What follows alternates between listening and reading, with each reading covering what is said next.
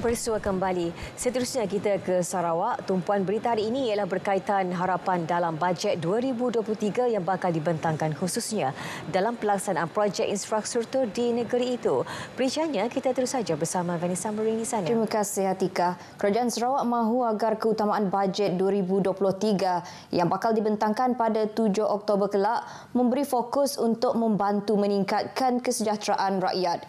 Timbalan Premier Sarawak Datuk Amar Awang Tengah Ali Hassan berkata, peruntukan yang lebih banyak juga wajar diberikan kepada Sarawak untuk melaksanakan projek infrastruktur serta meningkatkan sektor ekonomi. Kita mahu peruntukan diberi untuk kita melaksanakan lebih banyak lagi program-program berbentuk ekonomi.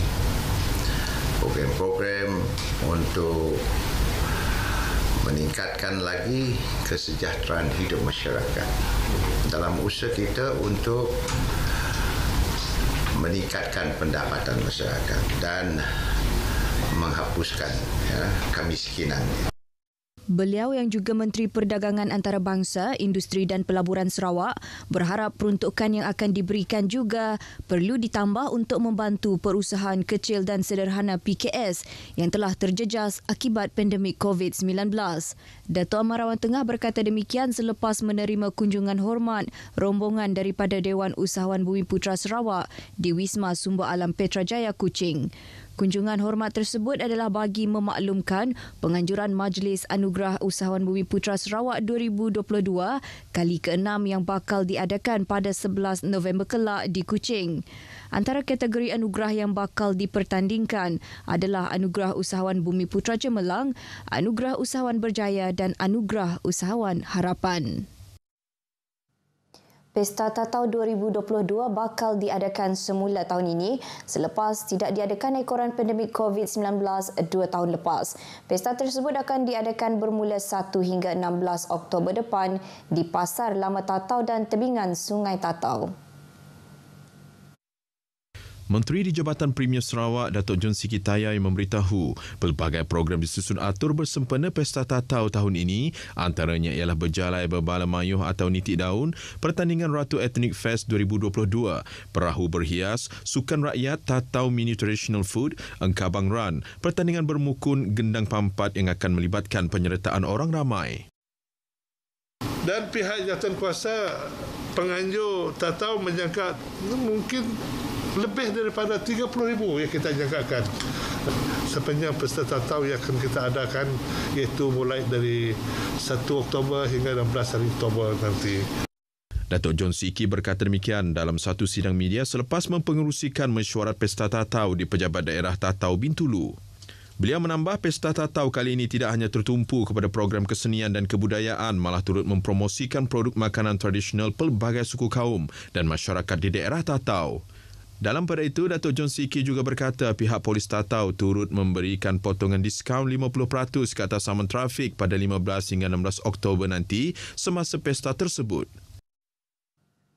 Projek perumahan guru yang bakal dilaksanakan oleh Koperasi Guru Bumiputra Sarawak Berhad, Kobagus, masih tidak dapat dimulakan kerana belum mendapat premium tanah. Menurut pengerusi Kobagus, Muhammad Murtadza Manirang, semua kertas kerja dan perkara berkaitan projek telah disiapkan. Namun pihak Jabatan Tanah dan Survey masih belum memberikan premium tanah untuk projek tersebut yang terletak di Jalan Bako. Muhammad Murtaza menambah hanya setelah premium diketahui dan dibayar, surat hak milik akan dikeluarkan dan seterusnya membolehkan projek 150 unit rumah teres 3 bilik itu dilaksanakan. Pengerusi itu mendedahkan perkara tersebut selepas mengadakan kunjungan hormat terhadap Premier Datuk Patinggi Tan Sri Abang Johari Tun Openg di Wisma Bapa Malaysia Petrajaya Kuching. Pertemuan itu bertujuan memberi perkembangan terkini projek perumahan tersebut yang akan dibina di tanah seluas 4.05 hektar dengan peruntukan kerajaan negeri kepada koperasi berkenaan untuk membina rumah berharga antara RM300,000 hingga RM350,000. Dalam pada itu, Premier turut menerima kunjungan hormat daripada Pengarah Jabatan Siasatan Jenayah Narkotik, Datuk Sri Ayub Han Maidan PC. penubuhan skim rondaan sukarela SRS kawasan rukun tetangga dilihat mampu membantu pihak berkuasa membendung kegiatan jenayah. Pegawai Penerangan Daerah Kapit Muhammad Saufi Omar berkata, langkah ini perlu dilakukan secara berkala terutama di dalam komuniti setempat. Muhammad Saufi menjelaskan usaha berkenaan juga mampu membantu membantras aktiviti pemerdagangan orang dan penyeludupan migran melalui aktiviti rondaan yang dilakukan. Beliau bercakap pada program Info on Wheels di Rumah Rahman Nangga Semulung di Kapit. Sementara itu, Wakil Residen Kapit Rollin Terence Janting dalam ucapan turut mengingatkan orang awam agar tidak mudah terpengaruh dengan tawaran gaji lumayan bekerja di luar negara melalui media sosial. Selain itu, Rollin menasihati masyarakat agar tidak mudah terpedaya dengan sindiket pemerdagangan manusia yang menggunakan modus operandi tersebut. Pada program itu, Rollin turut berkongsi berkaitan penipuan dalam talian yang sedang berleluasa ketika ini dan meminta orang ramai agar berhati-hati serta tidak berkongsi maklumat peribadi dengan individu yang tidak dikenali. Perkembangan itu tadi mengakhiri berita dari Sarawak. Kita kembali bersama Atikah di Angkasa Puri. Silakan. Baik, terima kasih Vanessa untuk perkembangan di Sarawak.